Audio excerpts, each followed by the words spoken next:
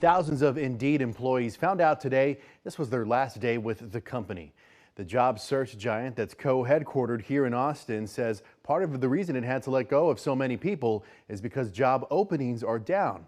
Now, earlier at 5, we told you how they delivered the news by sending an email and then scheduling one-on-one meetings.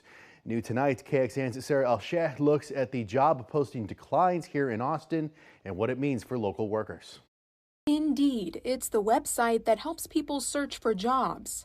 But now the Austin-based company had to let go of thousands of its own workers. CEO Chris Hyams sent out an email to employees saying it impacted roughly 15% of the team from nearly every level and region. The reason for the cuts: there are fewer job openings and sponsored jobs after a post-COVID boom. That holds true in Austin. The Chamber of Commerce reported close to 69,000 available job postings in January of this year. That's down by 4,400 postings from the month before. Jessica Camarillo, Director of Technology Partnerships with Workforce Solutions Capital Area, says tech companies have been making cuts after a hiring boom the past couple of years. Growth is either plateauing or slowing down, a little bit of a course correction as far as the size of company and the size of growth that they were expecting in the next 5 years. Still, Camarillo says there's no shortage of opportunity for tech talent locally. Matt Patton, Executive Vice President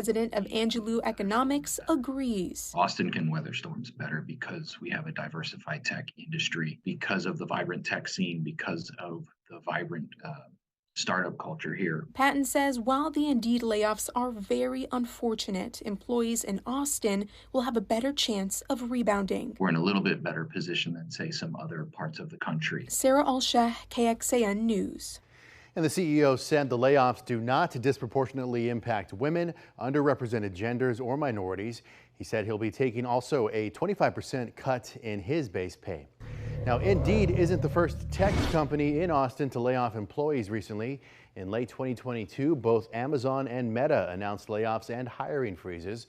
Then in January of this year, Google's parent company, Alphabet, cut 12,000 jobs across the company. In February, Dell Technologies said it would lay off over 6,600 employees due to a decrease in demand for PCs. That will put the company at its lowest headcount in 6 years. So what are the requirements employers must follow to let employees know of a layoff? Well, here in Texas, no law prohibits an employer from conducting layoffs, but employees are protected by the Worker Adjustment and Retraining Notification Act, also known as WARN. Employers must notify workers impacted by layoffs 60 days in advance.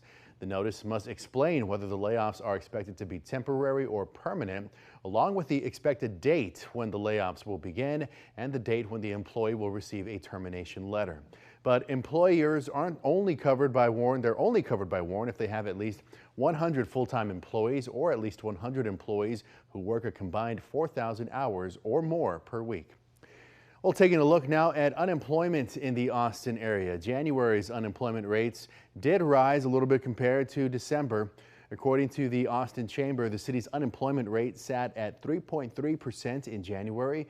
That was compared to 2.7% in December and 3.4% in January of 2022. Austin still has the lowest unemployment rate compared to any other Texas metro, though.